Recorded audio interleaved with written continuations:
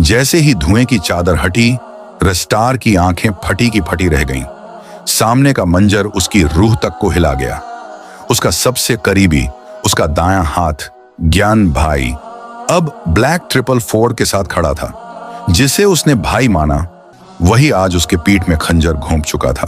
तभी आसमान चीरा एक फाइटर जेट की गरजती आवाज ने। बम गिरते हैं, चारों तरफ धमाके, आग, चीखें, जलती गाड़ियां और भागते लोग। ज्ञान भाई और ब्लैक 444 अंधेरे का फायदा उठाकर वहां से फरार हो जाते हैं, पर रेस्टार वहीं खड़ा रह जाता है, जैसे उसकी आत्मा वहीं जल चुकी हो।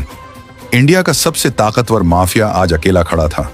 उसी जलते माहौल में काली लैम्बोर्गिनी की आवाज गूंजती है। एक लड़की निकलती है, चेहरा नकाब में छुपा। वो सीधा रेस्टार के पास आती है और बिना कुछ बोले उसे गाड़ी में बिठाकर वहां से ले जाती है। दूसरी तरफ ब्लैक 444 और ज्ञान भाई एक खुफिया बंकर में पहुंचते हैं। ब्लैक 444 अब ज्ञान भाई को अपनी ब्लैक आर्मी की गद्दी सौंपता है। ले भाई, अब ये ताज तेरा, रेस्टार को मिटा डाल। ज्ञान भाई की आंखों में पागलपन झलकने लगता है। अब वो मुझसे नहीं बचेगा, उसका नाम और निशान मिटा दूंगा। लड़की रेस्टार को एक रहस्यमय जगह छोड़ जाती है। वहां पहुंचकर वो चुपचाप दीवार को घूरता रहता है। भाई, तू ही क्यों? यही सवाल बार बार उसके सीने को चीरता है। तभी फोन बजता है। रेस्टार कॉल उठाता है और जो सुनता है उसका चेहरा सफेद पड़ जाता है।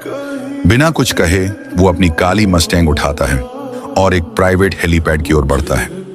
हेलीकॉप्टर उड़ता है और कोई नहीं जानता कि वो कहां गया। बस उसके वफादार साथी आसमान में उसका हेलीकॉप्टर देखते रह जाते हैं, खामोश।